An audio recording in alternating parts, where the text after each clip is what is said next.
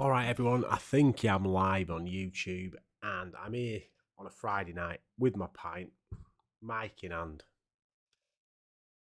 There's a lot going on with Eric Ten Hag and his press conference comments today, and basically the main one about injuries and basically using them as an excuse for the reasons why he can't get anything going with his team.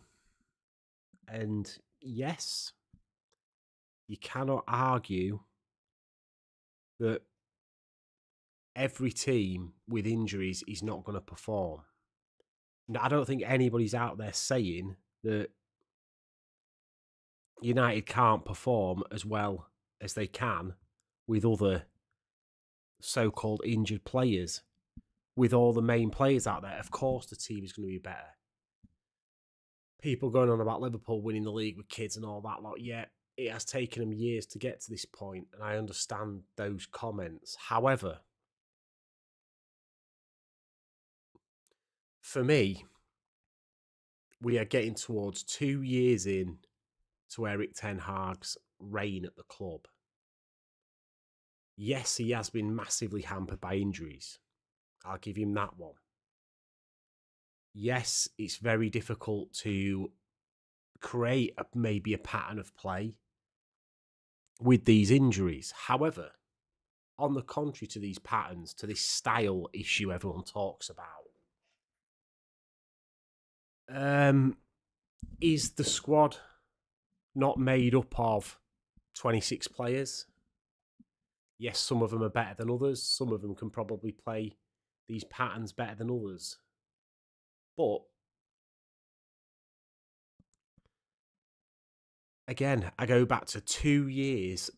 Somebody please tell me what we've seen in these 2 years to prove that even with everybody back, there is style, there's a pattern, there is something we're moving towards as a team. Because for me, we had nearly everybody back when we won 4 or 5 games in a row before we got beat by City and Fulham. And even then, we scraped games. We won games with lucky moments. We were not in control of games whatsoever. So if he can't put patterns of play and style when we've got everybody back, what do we expect when not everybody's back? Well, I'll tell you what we should expect. We should expect the whole squad to be trained to play in a certain way. And at the moment, I don't.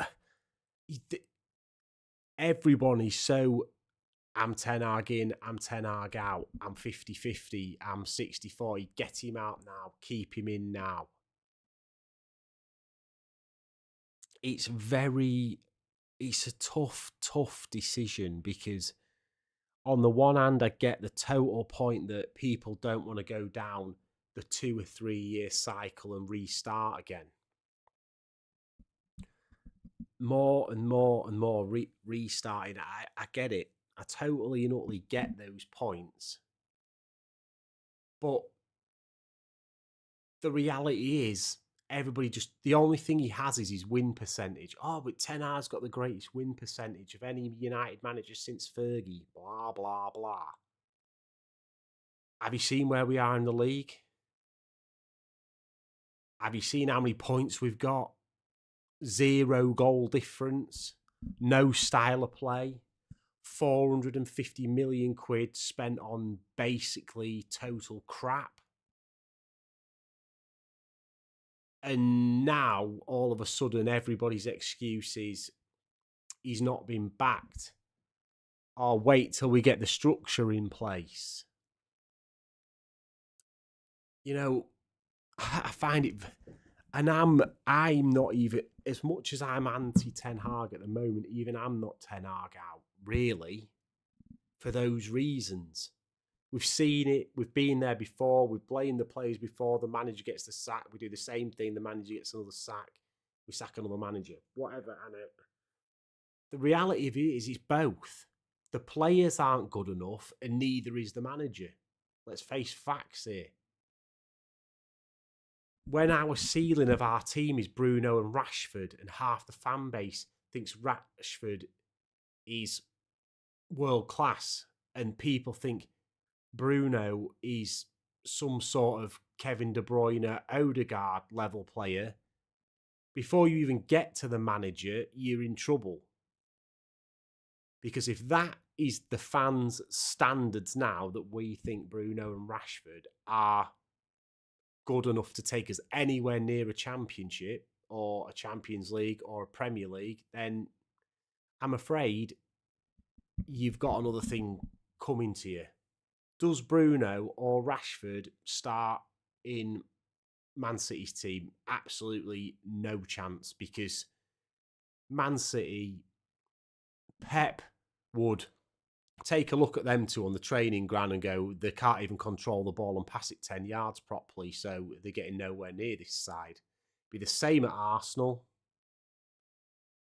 They're too technical. Them two players are just the I've seen better people do 10-yard passes and have a better first touch on a frigging Sunday League pitch than them two have got. There's no ball retention there whatsoever. Do they get into them two's team? No. Do they get in Liverpool's team? No, they don't. The Klopp ain't putting Rashford in his work rate in front of Jota, Diaz, Nunes, whatever you think of Nunes. He works 10 times harder than Rashford, and that's why he scores goals. Because, yes, I'm a massive critic of Nunes. I think he's crap, to be honest. But he gets himself in positions all the time by working so hard. Eventually something comes off for him. And he cannot say that about Rashford. And Salah, he's just on another level to anyone in our team. As much as it pains you to say it, Salah is one of the best players the Premier League's seen, certainly in the last decade, if not ever. And we have got nobody anywhere near that level. And as a fan base, we big up people like Garnacho, Mainu. These players are like 18, 19 years old. And we're expecting them to go and play Man United's first team and change the way we play, completely change the structure of this team. And I like Garnacho and Mainu, especially Mainu. But they should not be playing week in, week out, expecting us to be reliant on them. Look where Phil Foden is now. One of the best players in the Premier League, probably one of the best players in the world. He was eased into that Man City team over 3, 4, 5 years, playing bit parts here, bit parts there, running the team, then left out for game after game after game. And it's made him the player he is now. The problem we've got with chucking Mainu and Garnacho in like Ten Hag has is they probably have got the talent to make it, but they will be burnt out. People will be on the back because the young lads who ain't got the experience to play week in, week out for Man United, they just haven't. Garnacho is on the road to become another Rashford. And you've heard it here now in, March 2024. I think in 5 years' time, if Garnacho does move up a level, he won't be at Man United.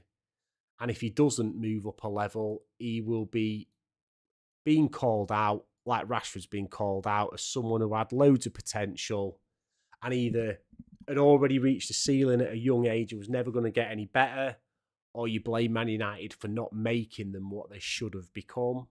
You never know, do you? And that's this massive thing. But to me, I'm completely 50-50 on Ten Hag. I just don't know what to think about it, to be perfectly honest. Like, you don't want the cycle again. You don't want the cycle of sack a manager, they spend a load of money, They try and implement their style, doesn't work, sack them. But the facts are there. And there's so many people out there who are saying, like, Ten Hag this, Ten Hag that, the players this, the players that. The reality is, we all know the players aren't good enough. And yes, that's on the Glazers and whatever and Ineos to get rid of them. The problem is we're having a reset now from the top down with a structure.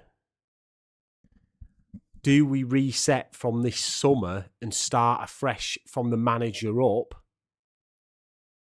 Or do we give Ten Hag another year? But what happens if it falls apart with Ten Hag again? What happens if the next year is as bad as this year and we didn't get rid of him this summer? And we could have had an extra year under the Ineos structure with a new manager and a set plan to do a specific thing.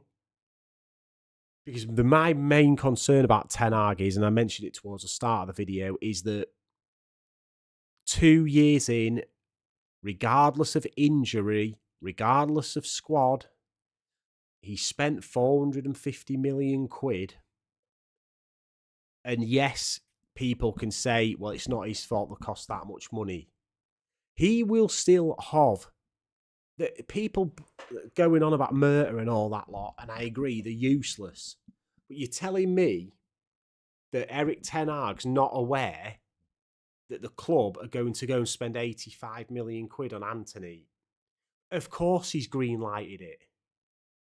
Whether Murto and Arnold green-lighted it as well, which they obviously did, because that's what they've spent on him, surely some of the onus is also on Ten Hag to go, yes, I really want this player.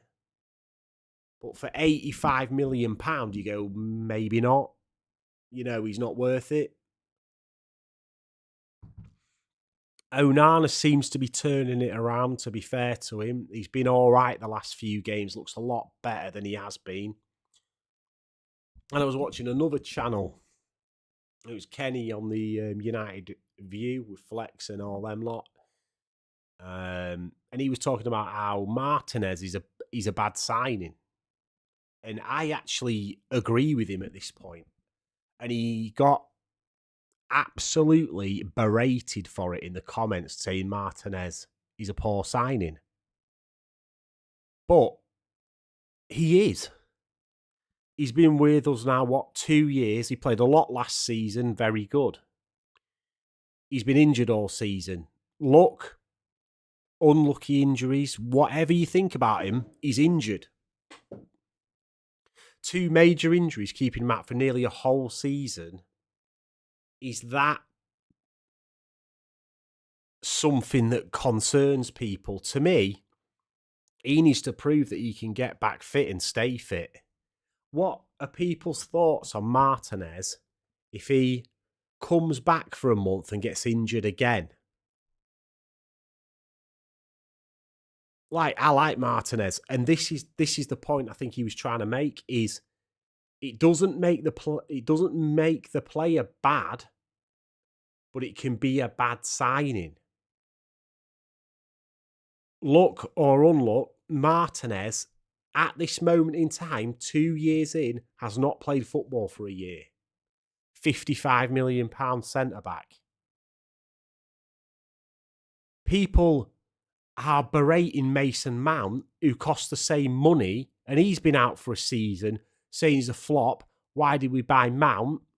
Mount's useless, this, that and the other. We've not even seen him play in a United shirt properly. But he's getting absolutely hammered. Martinez has not played for the same amount of time, but apparently it's okay because he likes to put an heavy tackle in here and there and chuck himself about a pitch and get injured. The point I'm trying to make is it doesn't matter how good you are if you're injured all the time. You're no use to anyone. It's the same with Luke Shaw. Luke Shaw's a decent player. I still think he's inconsistent, but he's a solid left back. But when you're out for 2/3 of a season, you're no good to anybody. It's the same reason everybody has it in for Martial. Good player on his day. The problem is his day is never because he's injured all the time. It don't matter if you had prime Messi and Ronaldo up front for you. It don't matter if Zidane and R9 are playing for you. If they're injured for 70% of the games you play, there's no point having them. There's no point being a 10 out of 10 for one game and be missing for the next 12. And this is just my thing with Ten Hag. His in-game management is... When have you ever seen him make good substitutions? You always think, oh, we're losing this game, and the subs are negative, or even if we're winning the game, we go defensive. When we're playing the lesser teams, we've got 4 or 5 people stood up front and 4 defenders and 1 midfielder.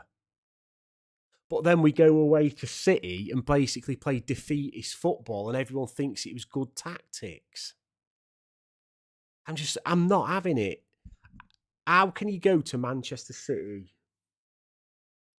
and sit there for 90 minutes and expect to boot it up the pitch for Rashford to get on the end of something and score? And Rashford's goal was an amazing goal, but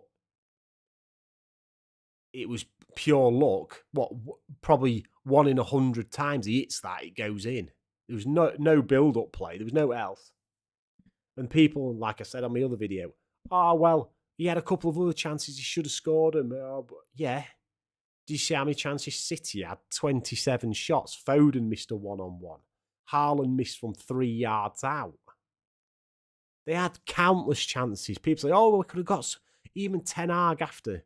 We could have got something from that game. We were close to getting something from that game. We weren't. We sat back with a defeatist attitude for 90 minutes versus one of our biggest rivals, Man City, and let them absolutely batter us with nothing. It was disgusting, I thought. Absolutely horrific. I thought it was disgraceful for a Man United team to go and play like that at Man City. Absolutely awful. But let's get back to things that are happening in the league. 11 losses.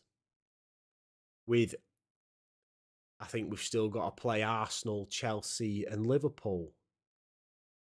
And they're games that we'll probably end up doing all right in because of the big games, and we seem to turn up in most of the big games. The problem is we've got people like Bournemouth and Everton and that kind of team where we don't turn up and we'll get beat by them. So we could end up easily with 13, 14 losses this season. One of the worst points records United's ever had. A 0-ish goal difference. Finishing outside the Champions League. No style of play. Excuse, save your job football, which we all said which was Ollie was doing. He was just playing save your job football, counter-attack. Is that not exactly what Ten Hag's doing? And I hate saying this because if you go back on my videos, or if you could ever read my old WhatsApp messages to my mates before I made loads of videos, I used to slate Solskjaer. I thought he was absolutely horrendous manager. Do I see anything different about Ten Hag to Solskjaer apart from him having a bit of a firmer hand in the dressing room? No. What has changed on the pitch? Think of the games when we've had all of our players there. What's changed apart from we're still expecting Bruno, Rashford and now Højlund and Garnacho to get us a goal or two and try and keep a clean sheet at the other end? We don't control games at all in the midfield. We can't keep possession for more than 30 seconds. when the going gets tough, the players chuck the dummy out the pram, and Ten Hag's in-game management around what to do as a plan B when things are not going well is non-existent. We're playing with Bruno as basically a false nine when Højlund's up front, and then two wingers, and he never gets back. Midfield's wide open. Don't matter whether it's Amrabat, Casemiro, Mainu, or McTominay. They're left wide open to defend what sometimes 3-on-1 midfield situations. And it's just pathetic. If Ten Hag wants an excuse that injuries are crippling us, you've got to play to your team's strength. And the strength of our team is not playing all the way up the pitch with a slow back four. I don't think anyone would mind if Ten Hag said, with the injuries got, with the players I've got available, I've got to sit 10 yards deeper and play a bit of counter-attacking football. The problem is he don't do that. He basically parked the bus, and basically against City, he set up for us not to get hammered. Even though we got hammered, as long as it wasn't 5, 6, 7, I think they're all happy with that. They're like, yeah, we'll get beat today, just don't get beat by more than 3. And we'll walk out of here and pretend that that's all right. Like I said, I think it's absolutely disgusting. And maybe I come from a different era. I come from the Premier League years, from the start. Really, my era is the start of the Premier League up until the Fergie days, you know. I'm 40 years old. My prime years were when Man United were at the top. From the Premier League years, and where we are now to where we were then is disgusting. To not go toe-to-toe with top teams is something that I can never say I want to see happen again. And for people to excuse us sitting in because we're playing City and being defensive like that, I think it's absolutely disgusting. Like I've said before.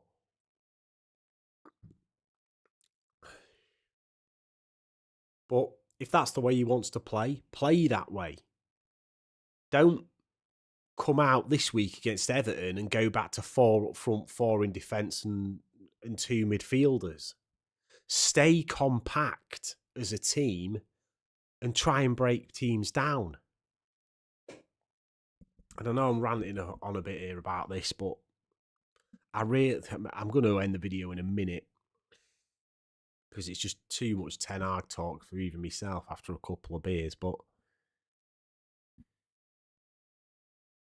we're going to finish probably 6th or below, even if we get 5th. Did you see all the teams in the Europa League last night? They all got beat. There's no guarantee that 5th is getting us Champions League anymore. And if 5th does get Champions League, he has been bailed out so badly, you wouldn't even be able to believe it. So you've got to look at top 4, really. 11 points off 4th, 11 losses in the league. Every press conference is an excuse. Every after-match, post-match interview is like he's watching a game of FIFA that he's like delusional. He's watching a different game to everybody else at the frigging ground and on TV. And I know he's kind of got to back the team and try and, you can't be too harsh on the squad and that, but some of it I just cannot get on board with it. He talks absolute crap after matches. Like absolute shite. I mean, I turn it off now and read it because it's such BS that he talks after games. I can't deal with it. Injury talk, and the fans are all, oh, he's got players from 10 different managers, and I say it a million times. Has Postecoglou at Spurs got all his own squad? No. They've been through managers like mad. Villa, has Emery got his own squad? No. He's inherited a load of them players and got them playing the way he wants to. Arteta's built his squad, fair enough. It'd be interesting to know, right, how much Arteta spent. He got rid of some of the crap or the problem players and he was allowed to get rid of them. That's fair. He won't have spent more than Man United have spent. And yes, he's had time. That's probably the big thing for Arteta. He's had time to implement his style and what he wanted to do. But then, he also probably 2 years in had his style set and the players couldn't do it. And the players that couldn't do it or were problematic, he got rid of. Can you tell me that 2 years in, that Ten Hag has implemented a style that he wants to move forward with and we can just replace players for players that fit his style and things will change? No. I'm not having it. Not one bit. I think if Ten Hag spent another 500 million on a load of players he wanted, in 2 years' time, we would still be playing this basketball football. And people would still be saying, we've not backed him. He's not got the players.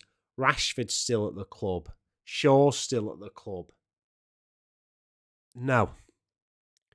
2 years into Arteta, probably 2 years into Klopp, they know what they wanted to do. Put it in place. That's what they were wanted to do. Put their style in. Yes, they lost games. Yes, they came low in the leagues for the first few years of both their tenures. But the style and the plan was implemented. 2 years in, can you tell me that what you see on that Man United pitch, there's anything that's changed since Ollie was around? Because I can't. It's just get the ball at the back and get it up front as quick as possible to hit the quick lads and hope to pull out a bit of magic. Again, it's Sunday League football. Absolutely is like, get your quickest players up front, knock it over the top, and eventually they'll get a chance and score. That is what it looks like. And I know there's plenty of other people out there who say, I played the game. Well, I still play the game, and that is exactly what happens week in, week out, every Sunday morning. Get your fast players up front, knock it over the top. No matter how many times you do it or how good the back four are for the opposition team, if you've got quick enough players up front and you keep playing that ball, they'll get a chance. And that is all we do at United at the minute. We knock it long, knock it long, knock it long, hoping Højlund, Garnacho or Rashford get on the end of something and get us a goal. And that is proven by the amount of games we've lost and the amount of goal difference we've got. And probably our possession stats over the season as well are absolutely pathetic. But yeah, that is all I've got for tonight. A quick half an hour ranting live stream video. Tell me what you think in the comments. Take a like, a favourite and subscribe. I apologise for all the movement in the mic, but I'm just off the cuff in it here because there's so much going on about this 10-hour press conference and him giving his own excuses about injuries, and then so many people on other platforms and channels and in the media and whatever going on about his excuses and like, should we keep him or should we not? And like I say, even I'm not 100% Ten Hag out. It's very difficult, very, very difficult to decide whether he's the man or not right now. But the truth and honest opinion for the last comment of this video is, if we're resetting from the top with Barada, Ratcliffe, Brailsford, if we get Ashworth, Mitchell, whoever we get, I think we should change the manager, and they all go together from a fresh in the summer with a fresh idea from the very top. Then they get a manager that's in with them from the start, and they create from there. I think Potter's an absolute no-go. I think he's nailed on to take the England job off Southgate. And there's absolutely no way Man United are employing Southgate. For all these other channels and all this crap about Southgate, I don't even know why it's getting talked about. If he's even close to linked to Man United, which he has been over this week, you can see what's happened. It's just total shite to drum up stories and get everyone's back up. It's absolutely never going to be Man United manager. No way. Southgate will leave England, either go to no job or he will be given a job within the FA. And I think 99.9% either Potter or Eddie Howe will be the next England manager. So I am going now anyway, because I went on a tangent about the Southgate matter, which is just a load of crapper. So I'm going to peace out. Like, favourite, subscribe. Hit me in the comments. And yeah, I'll see you on the next one. Bye.